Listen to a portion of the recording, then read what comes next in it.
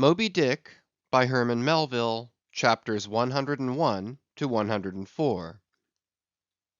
Chapter 101. The Decanter.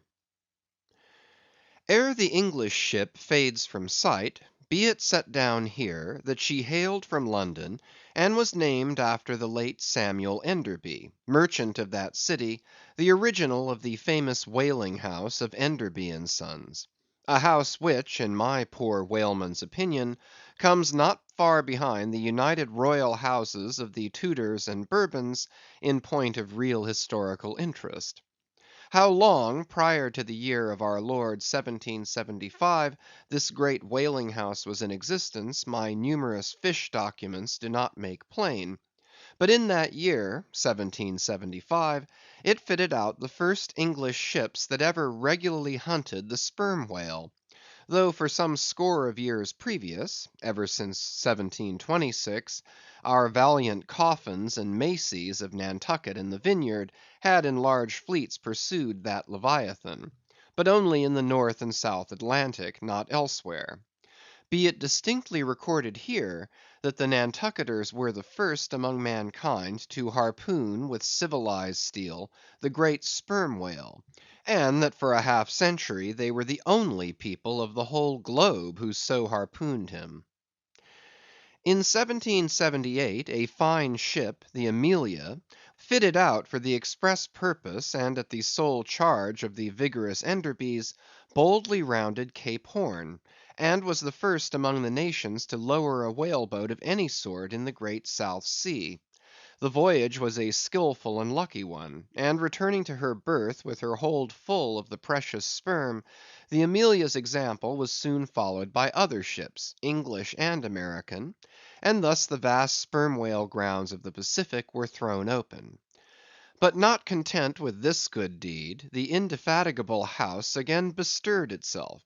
Samuel and all his sons (how many their mother only knows), and under their immediate auspices, and partly, I think, at their expense, the British government was induced to send the sloop of war Rattler on a whaling voyage of discovery into the South Seas. Commanded by a naval post captain, the Rattler made a rattling voyage of it, and did some service; how much does not appear. But this is not all. In 1819 the same house fitted out a discovery whale ship of their own, to go on a tasting cruise to the remote waters of Japan. That ship, well called the Siren, made a noble experimental cruise; and it was thus that the great Japanese whaling ground first became generally known. The Siren in this famous voyage was commanded by a Captain Coffin, a Nantucketer. All honor to the Enderbys, therefore, whose house, I think, exists to the present day; though doubtless the original Samuel must long ago have slipped his cable for the great South Sea of the other world. The ship named after him was worthy of the honor, being a very fast sailer and a noble craft in every way. I boarded her once at midnight somewhere off the Patagonian coast, and drank good flip down in the forecastle. It was a fine gam we had, and they were all trumps, every soul on board; a short life to them and a jolly death. And that fine gam I had, long, very long after old Ahab touched her planks with his ivory heel, it minds me of the noble, solid Saxon hospitality of that ship; and may my parson forget me, and the devil remember me, if ever I lose sight of it. Flip? Did I say we had flip? Yes, and we flipped it at the rate of 10 gallons the hour; and when the squall came, for it's squally off there by Patagonia, and all hands, visitors and all, were called to reef topsails, we were so top heavy that we had to swing each other aloft in bowlines; and we ignorantly furled the skirts of our jackets into the sails, so that we hung there, reefed fast, in the howling gale; a warning example to all drunken tars. However, the mast did not go overboard, and by and by we scrambled down, so sober that we had to pass the flip again; though the savage salt spray bursting down the forecastle scuttle rather too much diluted and pickled it to my taste. The beef was fine; tough, but with body in it. They said it was bull beef, others that it was dromedary beef, but I do not know for certain how that was. They had dumplings too, small but substantial, symmetrically globular, and indestructible dumplings. I fancied you could feel them, and roll them about in you after they were swallowed. If you stooped over too far forward, you risked their pitching out of you like billiard balls. The bread—but that couldn't be helped. Besides, it was an anti-scorbutic. In short, the bread contained the only fresh fare they had. But the forecastle was not very light, and it was very easy to step over into a dark corner when you ate it. But all in all, taking her from truck to helm, considering the dimensions of the cook's boilers, including his own live parchment boilers, fore and aft, I say, the Samuel Enderby was a jolly ship, of good fare and plenty, fine flip and strong, crack fellows all, and capital from boot heels to hat band. But why was it, think ye, that the Samuel Enderby, and some other English whalers I know of, not all though, were such famous hospitable ships, that passed round the beef and the bread and the can and the joke, and were not soon weary of eating and drinking and laughing? I will tell you. The abounding good cheer of these English whalers is a matter for historical research. Nor have I been at all sparing of historical whale research when it has seemed needed. The English were preceded in the whale fishery by the Hollanders, Zealanders, and Danes, from whom they derived many terms still extant in the fishery; and what is yet more, their fat old fashions, touching plenty to eat and drink. For, as a general thing, the English merchant ship scrimps her crew, but not so the English whaler. Hence, in the English, this thing of whaling good cheer is not normal and natural, but incidental and particular, and therefore must have some special origin, which is here pointed out, and will be still further elucidated. During my researches in the Leviathanic histories, I stumbled upon an ancient Dutch volume, which, by the musty whaling smell of it, I knew must be about whalers. The title was Dan Koopman, wherefore I concluded that this must be the invaluable memoirs of some Amsterdam cooper in the fishery, as every whale ship must carry its cooper. I was reinforced in this opinion by seeing that it was the production of one Fitz Swackhammer. But my friend Dr. Snodhead, a very learned man, professor of Low Dutch and High German in the College of Santa Claus and St. Potts, to whom I handed the work for translation, giving him a box of sperm candles for his trouble; this same Dr. Snodhead, so soon as he spied the book, assured me that Dan Koopman did not mean the cooper, but the merchant. In short, this ancient and learned Low Dutch book treated of the commerce of Holland, and among other subjects contained a very interesting account of its whale fishery.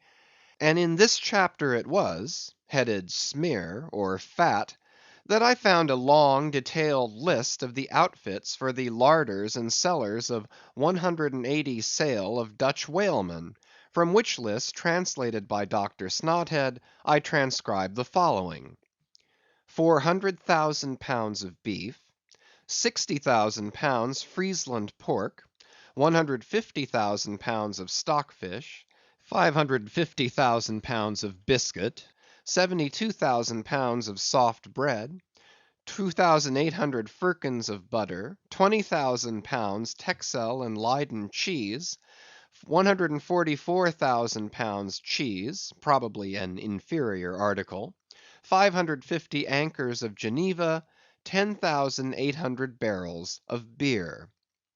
Most statistical tables are parchingly dry in the reading. Not so in the present case, however, where the reader is flooded with whole pipes, barrels, quarts, and gills of good gin and good cheer. At the time I devoted 3 days to the studious digesting of all this beer, beef, and bread, during which many profound thoughts were incidentally suggested to me, capable of a transcendental and Platonic application; and furthermore I compiled supplementary tables of my own, touching the probable quantity of stockfish, etc., consumed by every Low Dutch harpooneer in that ancient Greenland and Spitzbergen whale fishery.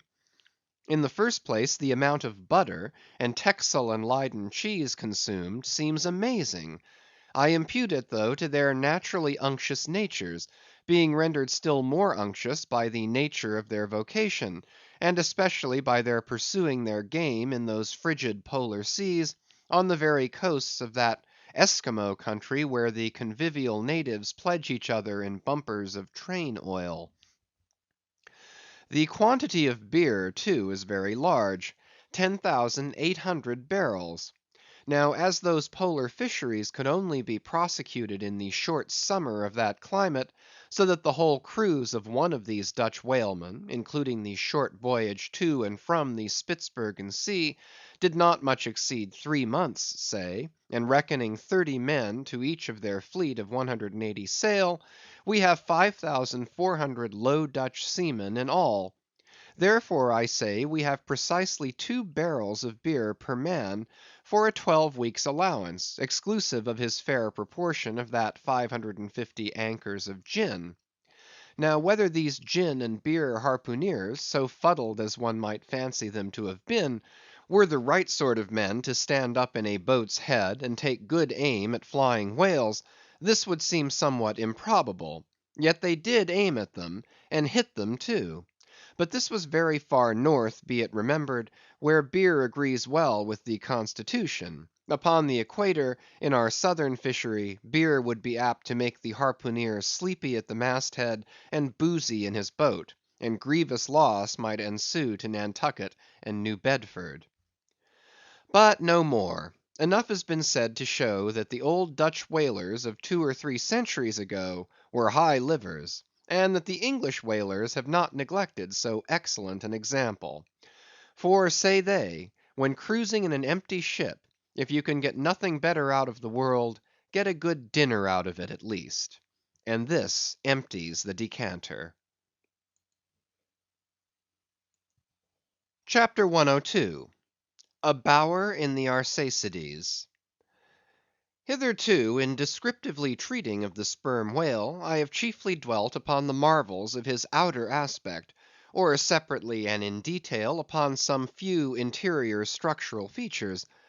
But to a large and thorough sweeping comprehension of him, it behooves me now to unbutton him still further, and untagging the points of his hose, unbuckling his garters, and casting loose the hooks and eyes of the joints of his innermost bones, set him before you in his ultimatum, that is to say, in his unconditional skeleton. But how now, Ishmael? How is it that you, a mere oarsman in the fishery, pretend to know aught about the subterranean parts of the whale? Did erudite Stubb, mounted upon your capstan, deliver lectures on the anatomy of the cetacea, and by help of the windlass hold up a specimen rib for exhibition? Explain thyself, Ishmael. Can you land a full-grown whale on your deck for examination, as a cook dishes a roast pig? Surely not. A veritable witness have you hitherto been, Ishmael, but have a care how you seize the privilege of Jonah alone, the privilege of discoursing upon the joists and beams, the rafters, ridgepoles, sleepers, and underpinnings, making up the framework of the Leviathan, and belike of the tallow vats, dairy rooms, butteries, and cheeseries in his bowels. I confess that since Jonah, few whalemen have penetrated very far beneath the skin of the adult whale. Nevertheless, I have been blessed with an opportunity to dissect him in miniature. In a ship I belonged to, a small cub sperm whale was once bodily hoisted to the deck, for his poke or bag, to make sheaths for the barbs of the harpoons, and for the heads of the lances.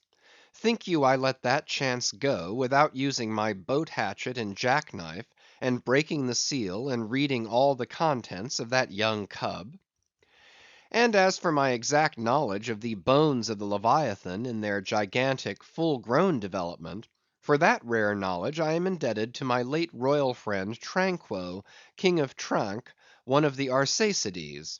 For being at Trank, years ago, when attached to the trading ship Dey of Algiers, I was invited to spend part of the Arsacidean holidays with the Lord of Trank, at his retired palm villa at Pupella, a seaside glen not very far distant from what our sailors called Bamboo Town, his capital. Among many other fine qualities, my royal friend Tranquo, being gifted with a devout love for all matters of barbaric vertu, had brought together in Pupella whatever rare things the more ingenious of his people could invent; chiefly carved woods of wonderful devices, chiselled shells, inlaid spears, costly paddles, aromatic canoes, and all these distributed among whatever natural wonders the wonder-freighted, tribute-rendering waves had cast upon his shores.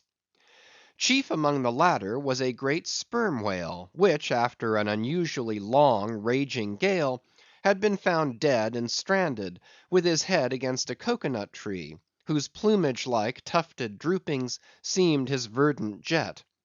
When the vast body had at last been stripped of its fathom-deep enfoldings, and the bones became dust dry in the sun, then the skeleton was carefully transported up the Pupella glen, where a grand temple of lordly palms now sheltered it. The ribs were hung with trophies; the vertebrae were carved with Arsacidean annals in strange hieroglyphics; in the skull the priests kept up an unextinguished aromatic flame, so that the mystic head again sent forth its vapory spout; while suspended from a bough, the terrific lower jaw vibrated over all the devotees, like the hair‐hung sword that so affrighted Damocles. It was a wondrous sight. The wood was green as mosses of the icy glen; the trees stood high and haughty, feeling their living sap; the industrious earth beneath was as a weaver's loom, with a gorgeous carpet on it, whereof the ground‐vine tendrils formed the warp and woof, and the living flowers the figures. All the trees with all their laden branches, all the shrubs and ferns and grasses, the message‐carrying air, all these unceasingly were active. Through the lacings of the leaves the great sun seemed a flying shuttle, weaving the unwearied verdure. Oh, busy weaver! unseen weaver! Pause! one word! Whither flows the fabric? What palace may it deck? Wherefore all these ceaseless toilings? Speak, weaver! Stay thy hand! But one single word with thee! Nay, the shuttle flies, the figures float from forth the loom, the freshet rushing carpet for ever slides away. The weaver god, he weaves, and by that weaving is he deafened, that he hears no mortal voice; and by that humming, we too, who look on the loom, are deafened, and only when we escape it shall we hear the thousand voices that speak through it. For even so it is in all material factories. The spoken words that are inaudible among the flying spindles, those same words are plainly heard without the walls, bursting from the opened casements. Thereby have villainies been detected. Ah, mortal, then be heedful; for so, in all this din of the great world's loom, thy subtlest thinkings may be overheard afar. Now, amid the green, life‐restless loom of that Arsacidean wood, the great, white, worshipped skeleton lay lounging, a gigantic idler. Yet, as the ever‐woven, verdant warp and woof intermixed and hummed around him, the mighty idler seemed the cunning weaver, himself all woven over with the vines, every month assuming greener, fresher verdure, but himself a skeleton. Life folded death, death trellised life; the grim god wived with youthful life, and begat him curly‐headed glories. Now, when with the royal Tranquo I visited this wondrous whale, and saw the skull an altar, and the artificial smoke ascending from where the real jet had issued, I marvelled that the king should regard a chapel as an object of vertu. He laughed. But more I marvelled that the priest should swear that smoky jet of his was genuine. To and fro I paced before this skeleton, brushed the vines aside, broke through the ribs, and with a ball of Arsacidean twine, wandered, eddied long amid its many winding, shaded colonnades and arbors. But soon my line was out, and following it back, I emerged from the opening where I entered. I saw no living thing within; naught was there but bones. Cutting me a green measuring rod, I once more dived within the skeleton. From their arrow slit in the skull, the priests perceived me taking the altitude of the final rib. "How now?" they shouted. "Darest thou measure this our god? That's for us." "Aye, priests. Well, how long do ye make him, then?" But hereupon a fierce contest rose among them, concerning feet and inches. They cracked each other's sconces with their yardsticks. The great skull echoed; and seizing that lucky chance, I quickly concluded my own admeasurements. These admeasurements I now propose to set before you. But first be it recorded that, in this matter, I am not free to utter any fancied measurement I please; because there are skeleton authorities you can refer to test my accuracy. There is a Leviathanic Museum, they tell me, in Hull, England, one of the whaling ports of that country, where they have some fine specimens of finbacks and other whales. Likewise I have heard that in the Museum of Manchester, in New Hampshire, they have what the proprietors call "the only perfect specimen of a Greenland or river whale in the United States." Moreover, at a place in Yorkshire, England, Burton Constable by name, a certain Sir Clifford Constable has in his possession the skeleton of a sperm whale, but of moderate size, by no means of the full grown magnitude of my friend King Tranquo's. In both cases the stranded whales to which these two skeletons belonged were originally claimed by their proprietors upon similar grounds; King Tranquo seizing his because he wanted it, and Sir Clifford because he was lord of the seigneuries in those parts. Sir Clifford's whale has been articulated throughout, so that like a great chest of drawers you can open and shut him in all his bony cavities, spread out his ribs like a gigantic fan, and swing all day upon his lower jaw. Locks are to be put upon some of his trap doors and shutters, and a footman will show round future visitors with a bunch of keys at his side. Sir Clifford thinks of charging twopence for a peep at the whispering gallery in the spinal column, threepence to hear the echo of the hollow of his cerebellum, and sixpence for the unrivalled view from his forehead.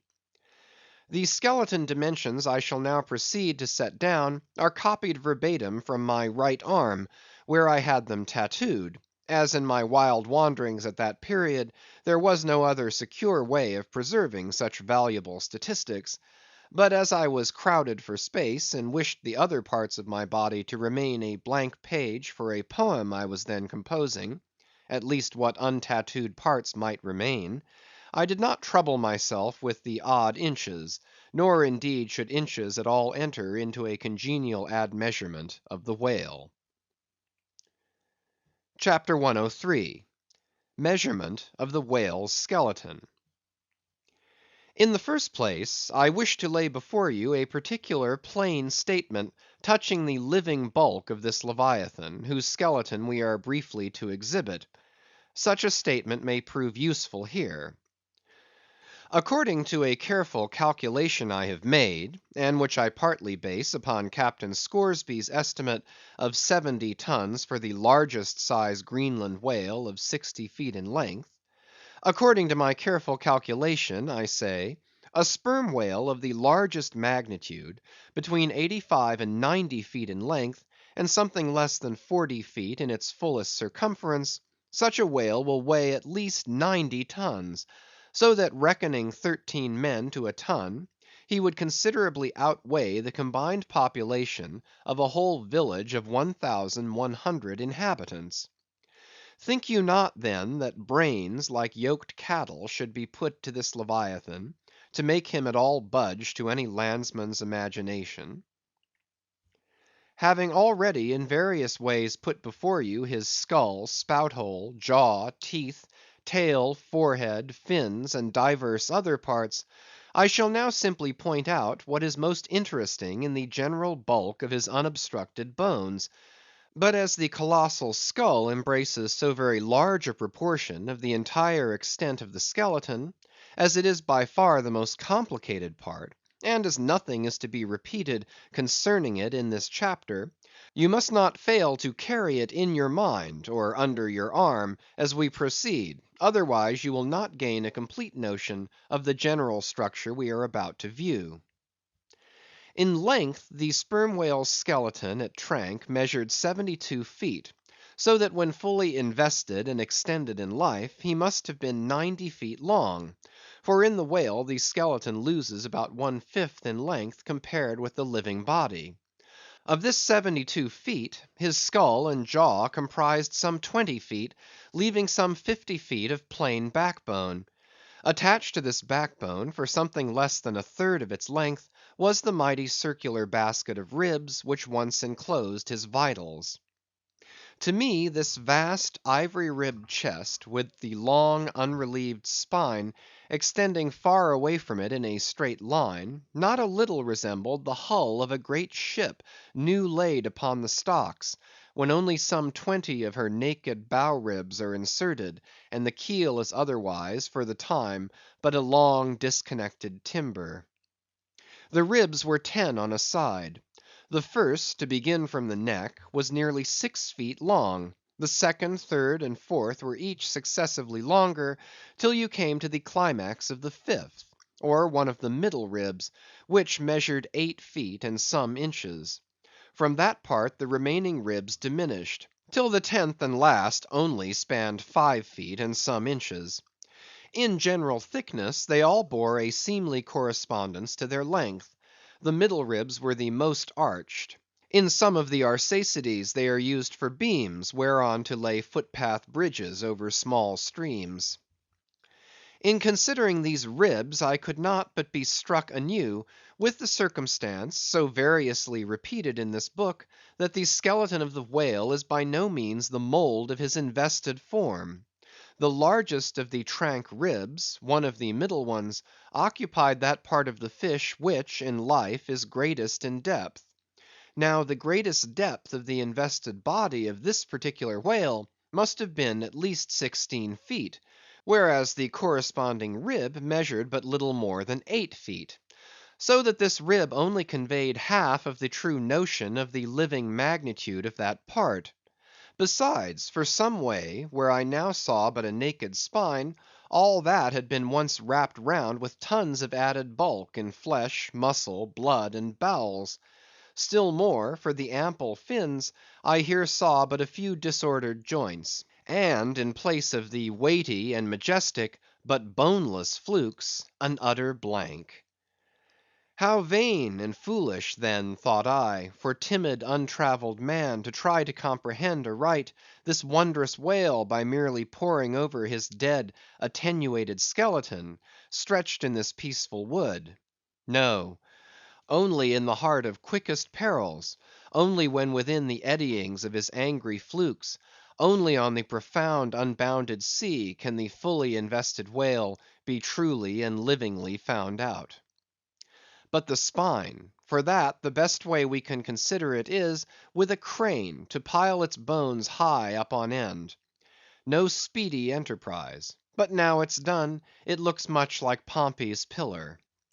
There are 40 and odd vertebrae in all, which in the skeleton are not locked together. They mostly lie like the great knobbed blocks on a Gothic spire, forming solid courses of heavy masonry.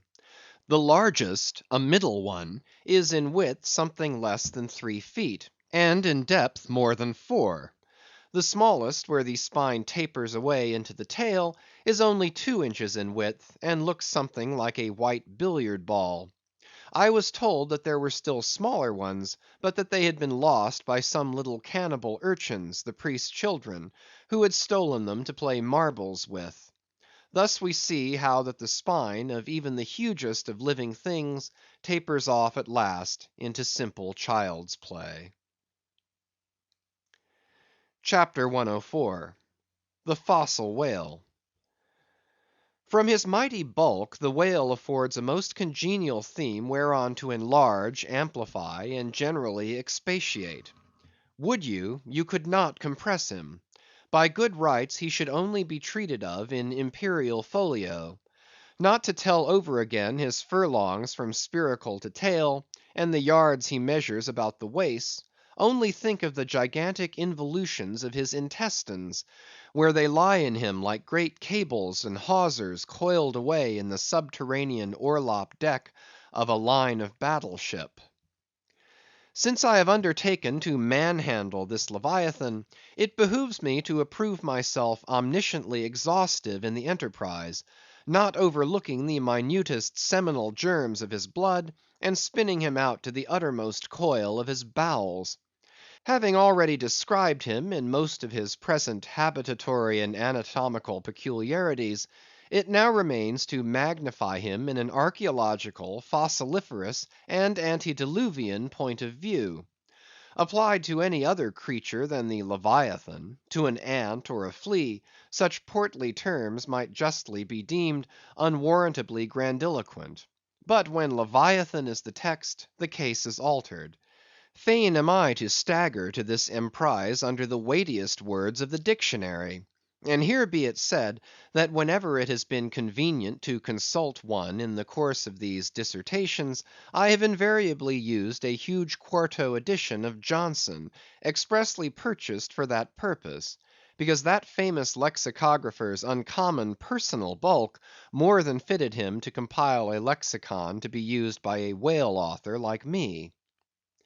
One often hears of writers that rise and swell with their subject, though it may seem but an ordinary one. How then with me writing of this Leviathan? Unconsciously my chirography expands into placard capitals. Give me a condor's quill; give me Vesuvius' crater for an inkstand. Friends, hold my arms! For in the mere act of penning my thoughts of this Leviathan, they weary me, and make me faint with their outreaching comprehensiveness of sweep, as if to include the whole circle of the sciences, and all the generations of whales, and men, and mastodons, past, present, and to come, with all the revolving panoramas of empire on earth, and throughout the whole universe, not excluding its suburbs. Such and so magnifying is the virtue of a large and liberal theme. We expand to its bulk. To produce a mighty book, you must choose a mighty theme. No great and enduring volume can ever be written on the flea, though many there be who have tried it. Ere entering upon the subject of fossil whales, I present my credentials as a geologist, by stating that in my miscellaneous time I have been a stone mason, and also a great digger of ditches, canals, and wells, wine vaults, and cellars, and cisterns of all sorts. Likewise, by way of preliminary, I desire to remind the reader, that while in the earlier geological strata there are found fossils of monsters now almost completely extinct, the subsequent relics discovered in what are called the tertiary formations seem the connecting, or at any rate intercepted links, between the ante-chronicle creatures and those whose remote posterity are said to have entered the ark. All the fossil whales hitherto discovered belong to the tertiary period, which is the last preceding the superficial formations. And though none of them precisely answer to any known species of the present time, they are yet sufficiently akin to them in general respects to justify their taking rank as cetacean fossils. Detached broken fossils of pre-Adamite whales, fragments of their bones and skeletons, have within 30 years past at various intervals been found at the base of the Alps, in Lombardy, in France, in England, in Scotland, and in the states of Louisiana, Mississippi, and Alabama. Among the more curious of such remains is part of a skull, which in the year 1779 was disinterred in the Rue Dauphine in Paris, a short street opening almost directly upon the palace of the Tuileries, and bones disinterred in excavating the great docks of Antwerp, in Napoleon's time. Cuvier pronounced these fragments to have belonged to some utterly unknown leviathanic species. But by far the most wonderful of all cetacean relics was the almost complete vast skeleton of an extinct monster found in the year 1842 on the plantation of Judge Creagh in Alabama. The awe-stricken, credulous slaves in the vicinity took it for the bones of one of the fallen angels. The Alabama doctors declared it a huge reptile, and bestowed upon it the name of Basilosaurus. But some specimen bones of it being taken across the sea to Owen, the English anatomist, it turned out that this alleged reptile was a whale, though of a departed species. A significant illustration of the fact, again and again repeated in this book, that the skeleton of the whale furnishes but little clue to the shape of his fully invested body. So Owen rechristened the monster Zeuglodon, and in his paper read before the London Geological Society, pronounced it in substance one of the most extraordinary creatures which the mutations of the globe have blotted out of existence. When I stand among these mighty Leviathan skeletons, skulls, tusks, jaws, ribs, and vertebrae, all characterized by partial resemblances to the existing breeds of sea monsters, but at the same time bearing, on the other hand, similar affinities to the annihilated anti-chronicle Leviathans, their incalculable seniors, I am, by a flood, borne back to that wondrous period, ere time itself can be said to have begun; for time began with man. Here Saturn's grey chaos rolls over me, and I obtain dim, shuddering glimpses into those polar eternities, when wedged bastions of ice pressed hard upon what are now the tropics, and in all the 25,000 miles of this world's circumference, not an inhabitable hand's breadth of land was visible. Then the whole world was the whale's, and, king of creation, he left his wake along the present lines of the Andes and the Himalayas. Who can show a pedigree like Leviathan? Ahab's harpoon had shed older blood than the Pharaoh's. Methuselah seems a schoolboy. I look round to shake hands with Shem. I am horror struck at this ante Mosaic, unsourced existence of the unspeakable terrors of the whale, which, having been before all time, must needs exist after all humane ages are over. But not alone has this Leviathan left his pre-Adamite traces in the stereotype plates of nature, and in limestone and marl bequeathed his ancient bust. But upon Egyptian tablets, whose antiquity seems to claim for them an almost fossiliferous character, we find the unmistakable print of his fin. In an apartment of the great temple of Dendera, some 50 years ago, there was discovered upon the granite ceiling a sculptured and painted planisphere abounding in centaurs, griffins, and dolphins, similar to the grotesque figures on the celestial globe of the moderns. Gliding among them, old Leviathan swam as of yore; was there, swimming in that planisphere, centuries before Solomon was cradled. Nor must there be omitted another strange attestation of the antiquity of the whale, in his own osseous post-diluvian reality, as set down by the venerable John Leo, the old Barbary traveller. "Not far from the seaside they have a temple, the rafters and beams of which are made of whale bones; for whales of a monstrous size are oftentimes cast up dead upon that shore. The common people imagine that by a secret power bestowed by God upon the temple, no whale can pass it without immediate death.